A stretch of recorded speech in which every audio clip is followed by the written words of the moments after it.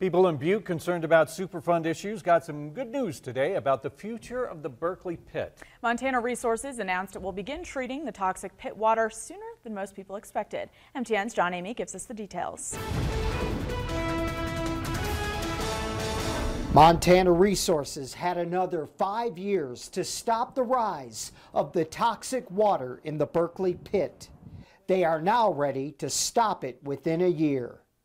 You know, the decision was made to address these concerns sooner rather than later. You know, it's time that we demonstrate we can control the pit.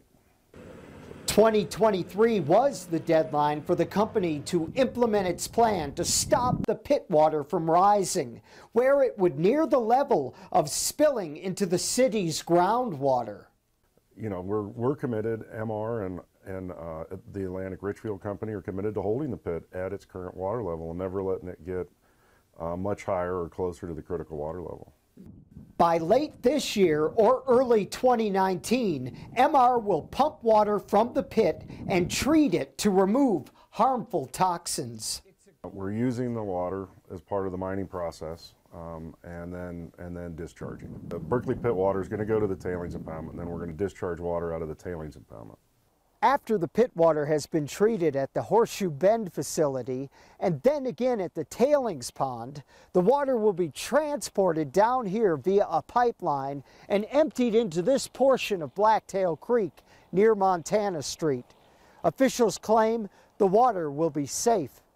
It's perfectly safe to human health and the environment. We have very stringent discharge standards that we have to meet, so it should meet all those standards. Concerned citizens, like Fritz Daly, who have been actively involved in Butte Superfund issues for years, are encouraged by the new development. It's going to stop the filling of the Berkeley Pit, and I think that's really important. And it's going to stop it at a level about 60 feet lower than what was projected to happen in about 5 years. John Amy, MTN News in Butte. Once environmental cleanup is complete around Silverbow Creek, the treated pit water could be pumped into that portion of the creek later down the road.